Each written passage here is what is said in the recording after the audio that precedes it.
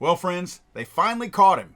After 4 days, the illegal alien that murdered 5 people next to his house was finally caught in Cut and Shoot, Texas. He was caught as a result of the $80,000 reward that was offered. They said that they are going to be paying this out to this person, so the tip line did help in this case. His bond is set at $5 million, and thank God it's in the San Jacinto County Jail.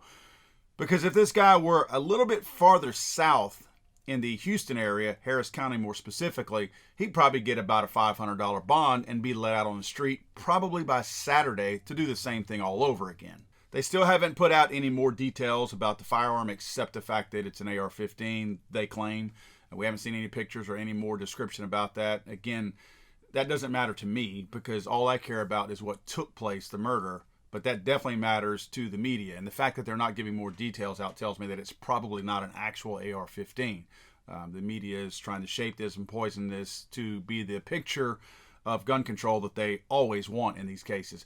I'm curious how the media is going to continue to paint this, though, because it's kind of become a big story because this guy was on the loose for 4 days and he killed a 9-year-old and 4 other people. But the fact that people in the house were illegal aliens and this guy was a 5-time deported illegal alien is one that the media is salivating over because it's a gun-related story that they can paint this picture of this crazed guy drunk shooting a gun in his front yard, and yay, look, he represents all other AR-15 and gun owners, but he's an illegal alien. They have sidestepped that at every, and many headlines I've seen where they sidestep it, they actually call him a Texas man shot 5 people. They have done everything they can to reshape this picture into the kind that they want it to be while avoiding the fact that this guy was an illegal alien. And at some point, they're not going to be able to keep fooling the American people. There's a lot of stupid American people who want to believe the same thing that the media dishes out, but there's a lot that don't. I think we also have to ask ourselves, what came first, the chicken or the egg? The chicken being the coward killer or the gun. So did we have a guy illegally cross? Illegal implies that they broke the law, right? We do all understand that, right? So this guy illegally crosses in the country. Crime. Then he gets a gun. Crime. Then he murders people. Crime.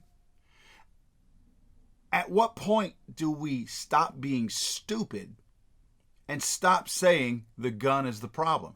Easy access to the gun. You want to see what the sheriff who's been dealing with this thinks of easy access of a gun? Check this out. We know that he's been in this country since 2016 illegally, meaning our peso. The question is, and he had an AR-15 rifle that he was shooting the night of this incident. Have you been able to connect the dots as to how an illegal alien was able to purchase or to get that AR-15 weapon? Well, I could just speak to conjecture. Buy it from somebody else on the street. This guy's dealing with the problem firsthand, and he knows how stupid and silly it is that we want to blame a firearm. He understands he's dealing with a criminal right here. Why is that so hard to understand, you dummies on the left? Why can't you people understand? It all starts here and here. It's got nothing to do with access of a firearm. A criminal will access a firearm when he wants to, because it doesn't matter if he's breaking the law when he does it. He is a criminal. You guys need to understand and learn the definition of a criminal. So we caught the guy. Yay. You know why I'm not super excited? I'm glad they got this guy. And again, I still stand by my original story. I think that this guy is linked to a cartel, and I don't think he will ever see his day in court. I think he will get shanked. I don't think he's ever going to see any more attention, and I don't think the cartel wants any more attention. Yeah, I know a lot of you guys think, oh, the cartel doesn't care about any attention. Well, to a certain degree, they don't.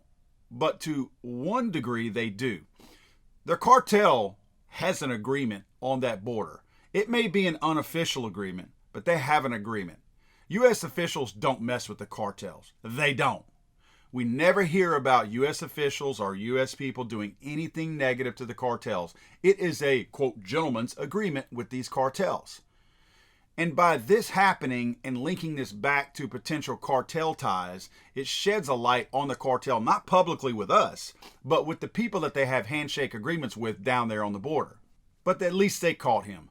But why am I not super excited about this? You know why I'm not super excited about it? Because we have such a massive border crisis.